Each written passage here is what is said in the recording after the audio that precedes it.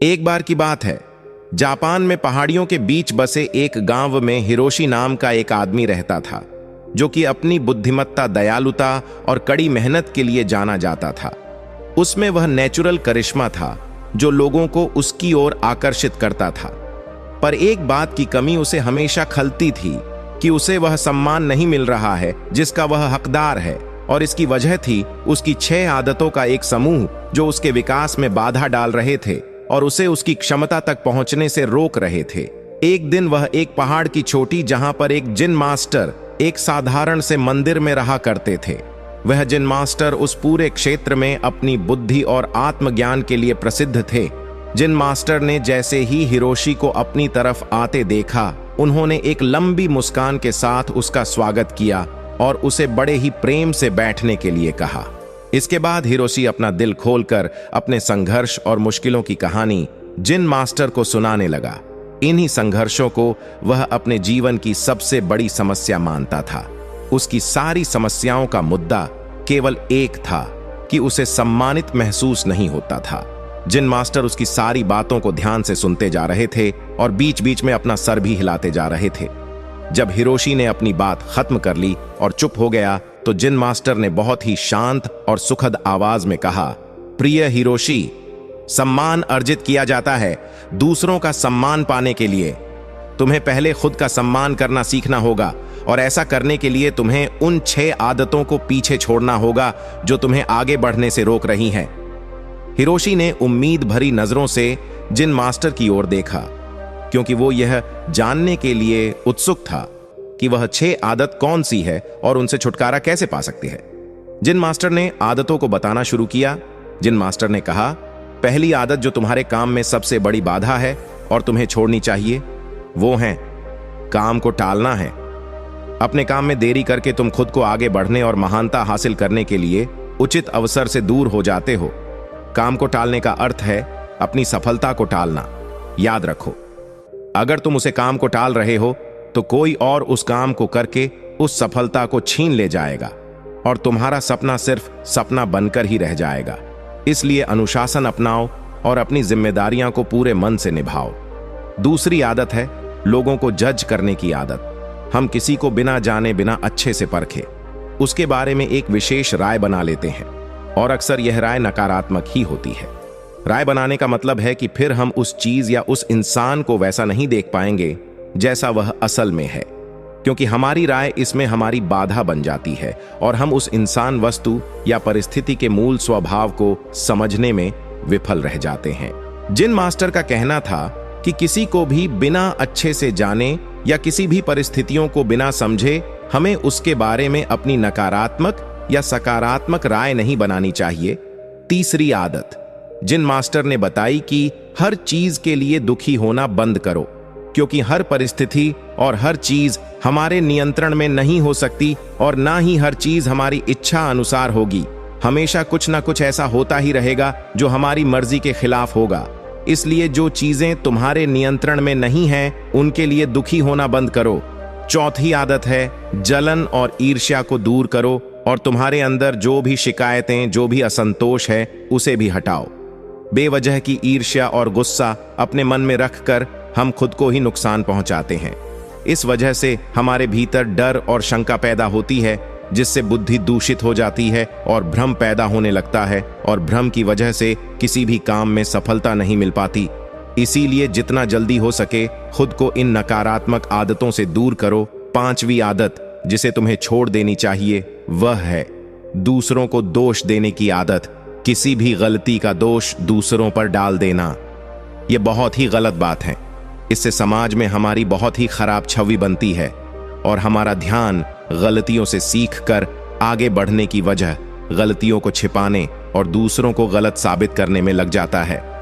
जब हमारे साथ कुछ अच्छा होता है तो हम उसका श्रेय लेना नहीं भूलते, तो अगर कुछ गलत होता है तो उसका दोष भी हमें खुद को ही देना चाहिए। दूसरों को दोष देना असफल लोगों की निशानी है।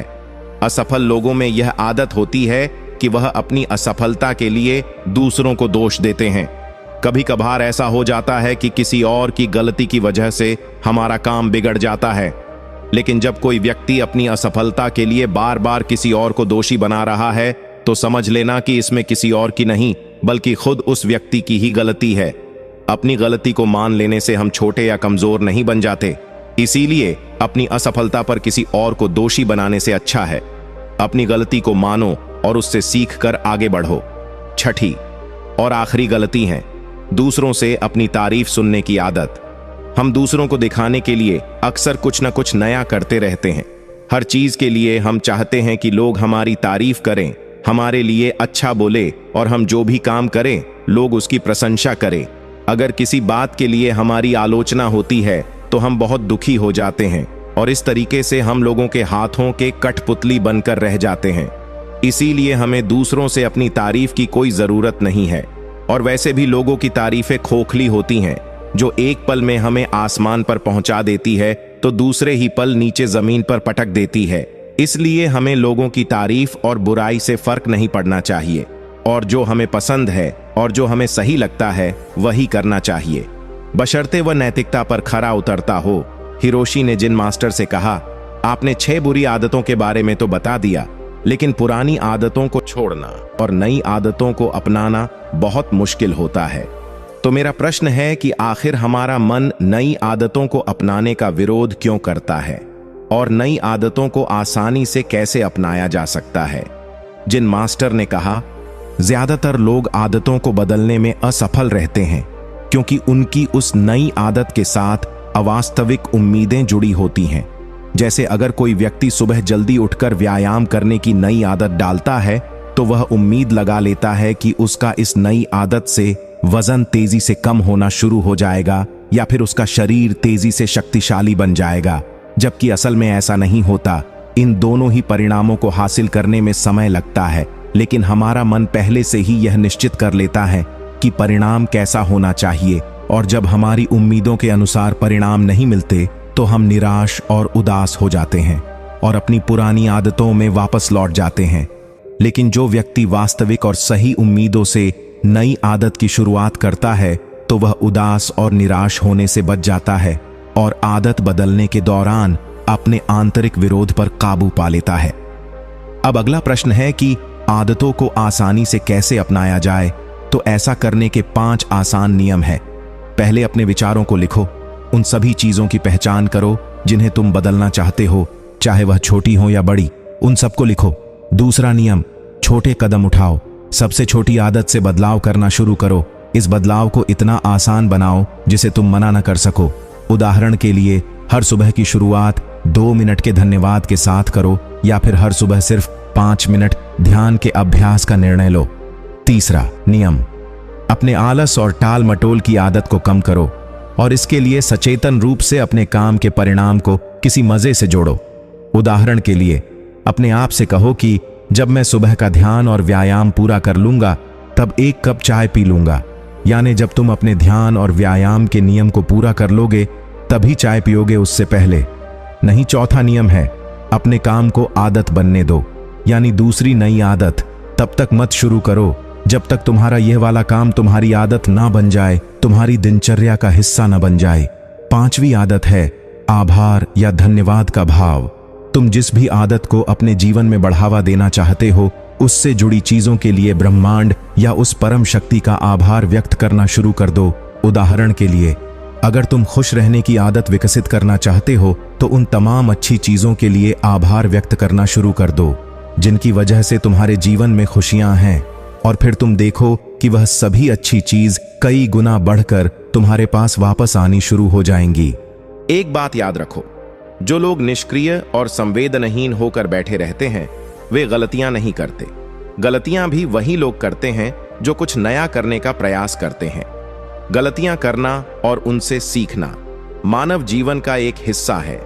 गलतियां करने से डरो मत, लेकिन एक ही गलती को बार बार दोहराना भी मूर्खता है।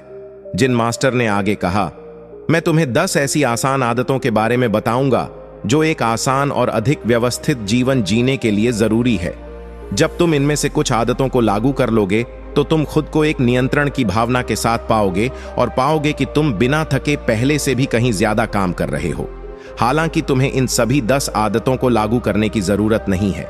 इनमें से कुछ आदतें दूसरों की तुलना में ज्यादा लागू होगी, यह तुम्हें तय करना है कि कौन सी आदत तुम्हारे लिए काम करेगी। पहली बात, आदतें इकट्ठी करो। तुम्हारे पास आने वाले किसी भी अच्छे विचार, काम या मौके को एक कागज पर लिखना शुरू करो। अपने साथ एक छोटी डायरी रखना शुरू करो। दूसरी आदत, जब तुम्हारे पास सारी जानकारी और सारी चीज इकट्ठा हो जाए तो इसके बारे में ठीक से सोचो और फिर निर्णय लेने में ज्यादा देरी मत करो। तुरंत निर्णय लो और काम पर लग जाओ। तीसरी आदत, उन 3 शीर्ष कामों को लिखो जिन्हें तुम्हें हर दिन पूरा करना है और उन्हें हर हाल में पूरा करने का प्रयास करो। चौथी आदत, एक समय में सिर्फ एक काम पर ध्यान लगाने की आदत डालो। कभी भी एक ही समय पर एक से ज्यादा काम करने का प्रयास मत करो। पांचवी आदत, चीजों को सरल और साधारण रखो, खासकर अपनी उस सूची को जिस पर तुम अपने लक्ष्य और योजनाओं को लिखते हो। अपनी सूची को एकदम सरल, स्पष्ट और आसानी से पढ़ने लायक बनाओ। छठी आदत, अपने कमरे और काम करने की जगह को हमेशा साफ सुथरा और व्यवस्थित रखो। चलते फिरते या थोड़ा समय निकालकर अपने आसपास की चीजों को व्यवस्थित करने की आदत डालो। सातवीं आदत, साप्ताहिक लक्ष्य निर्धारित करना और उसे बार बार जांचना कि वह पूरी तरह से सही है, और अगर कुछ बदलाव करने हैं तो तुम वह भी कर सकते हो। आठवीं, आदतों को आसान बनाओ। केवल जरूरी चीजों पर ध्यान केंद्रित करो और बाकी चीजों को छोड़ दो। नौवीं आदत, सुबह और शाम की वह सुसंगत दिनचर्या जिसका तुम आनंद लेते हो उसे बनाए रखो, क्योंकि यह तुम्हें अंदर से खुश और तरोताजा बनाए रखेगी। 10वीं आदत, तुम्हें जिस चीज का पैशन है उस तरह की आदतें खोजो। अपना जीवन उन चीजों के लिए समर्पित जिनके लिए तुम पैशन रखते हो। फालतू की चीजों और कामों के लिए अपनी ऊर्जा और समय बर्बाद मत करो। तो ये थी वो आदतें जो तुम्हारा जीवन बदल सकती है। लेकिन इन सभी आदतों एक साथ अपनाने की गलती मत करना। जब एक आदत तुम्हारी दिनचर्या का हिस्सा बन जाए तब दूसरे की तरफ कदम बढ़ाना। इतना कहने के बाद जिन मास्टर ने अपनी बात समाप्त की और हिरोशी ने भी जिन मास्टर का धन्यवाद किया और अपने घर वापस आकर जिन मास्टर की बताई बातों का पालन करने लगा। दोस्तों, अगर वीडियो पसंद आया हो तो वीडियो को लाइक, शेयर और चैनल को सब्सक्राइब करना न भूलिएगा।